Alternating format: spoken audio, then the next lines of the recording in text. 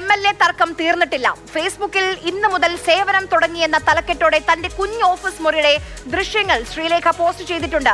കഷ്ടിച്ച് 70 square feet മാത്രമാണ് മുറിയുടെ വിസ്തൃതി എന്ന് പറയുന്നു. മറ്റൊരു ഗുരുതര പ്രശ്നം കൂടി ശ്രീലേഖ ഈ ഫേസ്ബുക്ക് പോസ്റ്റിൽ ചൂണ്ടിക്കാണിക്കുന്നുണ്ട്.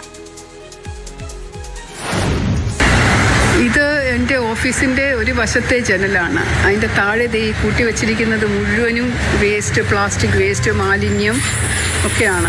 ഇത് മുഴുവൻ ഇതെൻ്റെ ചെറിയ മുറിയാണ് ഓഫീസ്. പക്ഷേ എൻ്റെ ഓഫീസിൻ്റെ പുറകിലുള്ള മാലിന്യ കൂമ്പാരമാണ്. ഇതിങ്ങനെ അടുക്കി വെച്ചിരിക്കുകയാണ്. ഇതിങ്ങനെ അടുക്കി. അപ്പോൾ എൻ്റെ ഈ ഓഫീസ് എന്ന് പറയുന്ന ഈ കാണുന്ന ഈ ഒരു മുറിയാണ് എൻ്റെ ഓഫീസ്. ഇപ്പോൾ കിട്ടിയിരിക്കുന്ന കുടിസുമുറി എന്ന് പറയുന്ന ഓഫീസ്. അതിൻ്റെ പുറകിലങ്ങ് അറ്റം വരെ മാലിന്യം കെട്ടായിട്ട് വെച്ചിട്ടുണ്ട്. ആളുകൾ കൊണ്ട് ഉപേക്ഷിച്ചിട്ട് പോവുകയാണ്.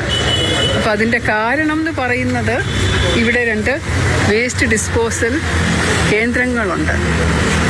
വേസ്റ്റ് ഡിസ്പോസൽ ഹബ്ബ് എന്ന് പറഞ്ഞ് ലയൺസ് ക്ലബ് എന്തോ സ്പോൺസർ ചെയ്ത് കൊണ്ട് വെച്ചിരിക്കുന്ന സാധനമാണ്. മദ്യക്കുപ്പികൾ വരെയാണ് എൻ്റെ മുറിയിൽ നിന്ന് നോക്കിയാൽ കാണുന്നത്. തിരുവനന്തപുരത്തെ ഏറ്റവും വലിയ പ്രശ്നം മാലിന്യ സംസ്കരണം. അതാണ് ഈ പോസ്റ്റിലൂടെ ശ്രീലേഖ ചൂണ്ടിക്കാണിക്കുന്നത്. തിരുവനന്തപുരത്ത് മാത്രമല്ല, കേരളത്തിലും വലിയ രാഷ്ട്രീയ ചർച്ചയായി മാറുന്നുണ്ട് കൗൺസിലർ MLA തർക്കം.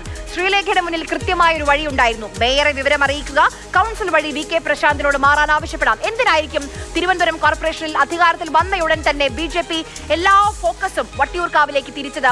വരുന്ന നിയമസഭാ തെരഞ്ഞെടുപ്പിൽ ജയിക്കാൻ സാധ്യതയുള്ള A ക്ലാസ് മണ്ഡലങ്ങളുടെ പട്ടികയിലാണ് വട്ടിയൂർക്കാവിനെ BJP കാണുന്നത്. വട്ടിയൂർക്കാവിൽ CPM-ൽ നിന്ന് അടുത്ത തവണയും പ്രശാന്ത് തന്നെയായിരിക്കും. പ്രശാന്തിന്റെ ജനപിന്തുണയാണ് ഇവിടെ BJP-യുടെ ലക്ഷ്യം.